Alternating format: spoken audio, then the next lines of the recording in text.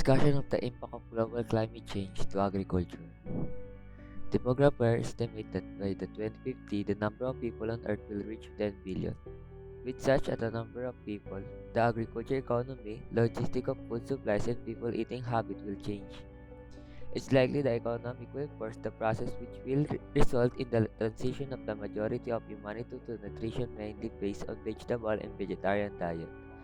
Meat product in May times more expensive than the product of cereal, fruits, and vegetables. In, a, in addition, according to scientific research and theory of futurologism, the production of traditional meat, pork, and beef may be replaced by the product of protein from the insect breeding. Research showed that there are more protein in the body of insects than in traditional meat dishes. Logistics of the agri-food product will have to improve. System for matching agricultural and reptile production to the current need of the industry and the nutritional needs of people will be improved as to reduce the scale of the food waste. The biggest threat to the implementation of this plan may be unexpected. Atmospheric phenomena, natural disaster brought hurricanes, tropical heat in the area which agriculture crops have been cultivated so far. In additional industry, exploitation of arable land and climate change cause soil depletion and degradation of areas suitable for agriculture product. Therefore, it will be necessary to continue the technology process in the production of crop and biotechnology in the creation of new plant variants resistant to pests and adverse climate change.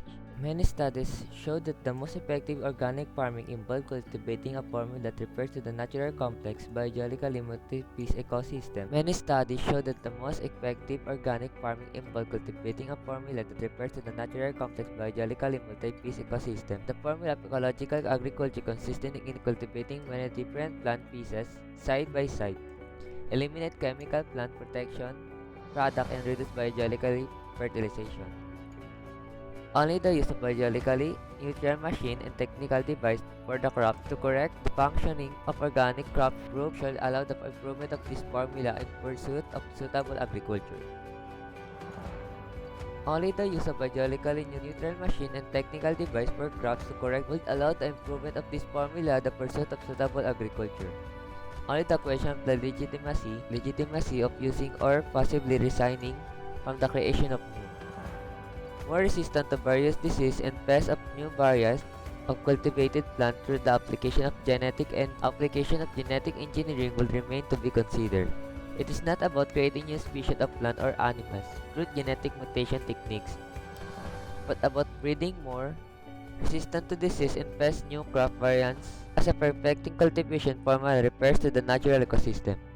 Crops referring to the natural biological system should be improved by the creation and introduction into this complex. These new variants of crops of plants in order to restore biologically balance. Widespread use of monoculture crops grown under classical agriculture. In this way, it is possible to create suitable agriculture in the future in areas which formerly monoculture farming crops or implementation areas will previously operated.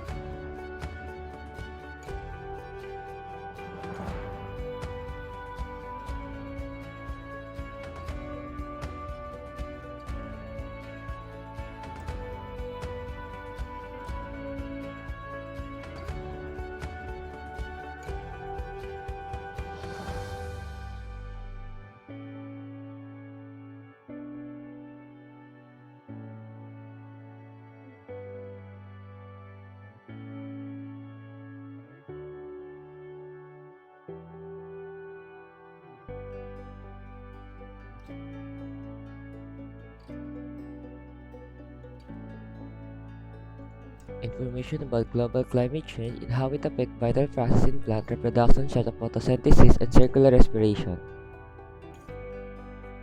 Climate change affects plants in many different ways. Increasing CO2 concentration can increase photosynthesis rates. Increasing temperature also affects photosynthesis. With increasing temperature, vapor pressure, certificates of the air may increase. With contaminant increase in the transmission rate from plant canopies. However, the stomata close in response to increased CO2 concentration, or if there is a reproduction that journal temperature range, the transpiration rate may even increase. However, if stomata close in response to increased CO2 concentration, or if there is a reproduction in journal temperature range,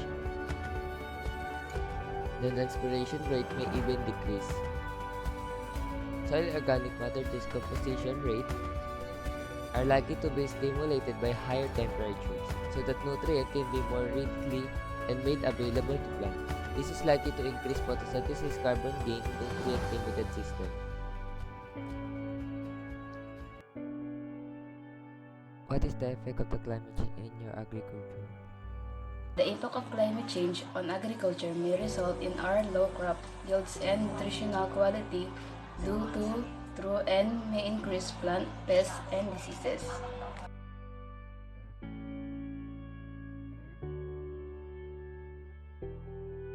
What is the effect of the climate change as a farmer? The dry season has a big impact because we have to water more and our work will be more difficult. This has a big impact on our agriculture because the more the sun's temperature rises, the more difficult it is for us to weather our crops, and we have difficulty producing food for our pigs.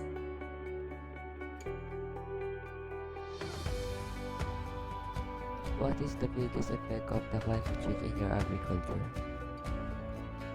Climate change is the consequence of destroying my crops and making it impossible for me to harvest them at the exact time.